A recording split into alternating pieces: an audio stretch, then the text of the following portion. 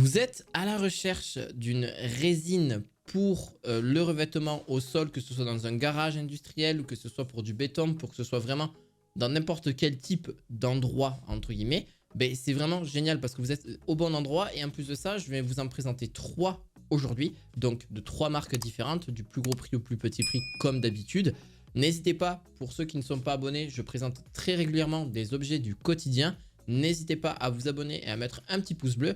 Donc pour le premier, c'est de la résine époxy. Donc en gros, c'est une peinture de sol de revêtement, donc qui a différentes colorimétries. On a du gris, on a du bleu, on a du rouge. Voilà, c'est pour le sol en général, pour vraiment avoir une autre couleur. Les couches qui sont recommandées quand celui-ci a séché pour la première couche, je vous conseille une seconde couche, bien évidemment, pour qu'il y ait un résultat encore plus parfait et qui tienne encore plus longtemps. Vous allez me dire, mais alors c'est des bidons de combien de litres et combien en faut-il en fonction d'une telle surface finalement? Parce que ça, forcément, la surface est aussi très important. On a 10 kg pour le premier bidon. Ensuite, bon, ça devrait normalement suffire pour une pièce qui n'est pas forcément extrêmement grande, donc ça va assez vite. Mais si vous avez plusieurs centaines de mètres carrés à faire, je vous conseille peut-être un second bidon au préalable. Sinon, il n'y aura aucun souci. C'est vraiment avec une très haute résistance que vous allez pouvoir la trouver. C'est durable dans le temps, ça tient super longtemps. Et c'est une formule en fait à base d'eau. C'est un sol en fait vraiment qui encourage et vraiment respectueux aussi de l'environnement. Ça offre une alternative beaucoup plus sûre au niveau du produit et avec des solvants vraiment nocifs. Vous m'avez compris là-dessus. Et c'est une faible odeur. Donc même quand vous allez le faire, ce que je vous conseille toujours quand vous manipulez ce type de produit en général, n'hésitez pas à mettre un masque. Un masque pour éviter de sentir, même si ça sent très peu, c'est quand même un élément chimique.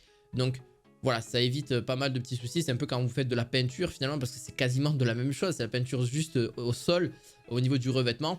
Là-dessus, donc une deuxième couche, ce sera au préalable. Et ça sera pour les 3 que je vais vous présenter aujourd'hui.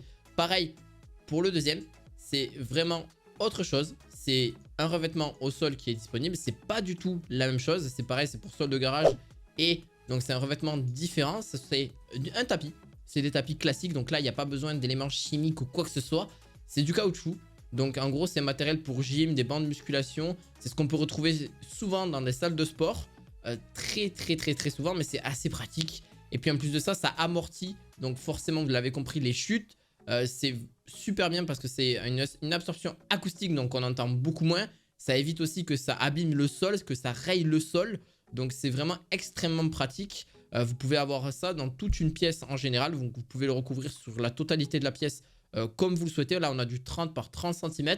C'est très peu coûteux. On a donc après il faut en rajouter peut-être plusieurs, hein, forcément vous l'avez compris. Donc ça là c'est un lot donc de plusieurs sols, justement de plusieurs dalles, vous l'avez compris. Donc si vous voulez en rajouter encore davantage, il faudra bien évidemment en prendre plusieurs. Donc en fonction du nombre de mètres carrés que vous voulez, en fonction de la dimension, etc. là-dessus. Pour la troisième, je crois que c'est vraiment le plus pratique. C'est un rouleau, un caoutchouc vraiment antidérapant. Donc il y a pour tout ce qui est bricolage, garage, palette. Voilà, c'est vraiment une épaisseur beaucoup plus élevée. Et forcément, c'est antidérapant, ok. Mais c'est aussi collant. Donc faites attention à ça. Ça a vraiment tendance à bien imprégner. Donc parce qu'il y a 9 épaisseurs différentes. Donc quand je dis que c'est collant, c'est à vous de forcément de rajouter la colle ou de rajouter le nécessaire. Donc pour que ce soit sur une palette, que ce soit beaucoup plus beau, que ça fasse un revêtement antidérapant pour éviter de glisser aussi. Et que ça puisse se mettre sur différents types d'endroits. Encore une fois, ça peut se mettre sur une camionnette pour que ce soit beaucoup plus joli. Ça peut se mettre sur du parterre. Ça peut se mettre à peu près partout en fait, hein, tant que vous sautez là-dessus. Donc ça peut être laminé, ça peut être poncé, ça peut être isolé. Ça peut être pour du laminage ou du collage. Donc c'est assez coûteux, mais ça va. Ça reste une trentaine d'euros pour du 120 par 200 cm. Donc ça reste raisonnable. Mais après, si vous voulez encore plus avec 3 mm d'épaisseur, ce qui est déjà pas mal, 3 mm d'épaisseur, on peut aller jusqu'à 12 mm d'épaisseur. Mais bon, forcément, le prix ne sera pas le même. La dimension non plus. Encore une fois, donc tout dépend de ce que vous recherchiez au niveau du revêtement pour le sol en général. Voilà, en tout cas, j'espère que cette vidéo vous aura plu. N'hésitez pas à mettre un gros pouce bleu, à vous abonner à cette chaîne. Et bien sûr, les liens sont en description de cette vidéo. Je vous dis à la fois prochaine pour d'autres vidéos du quotidien. À la fois prochaine. Ciao, ciao.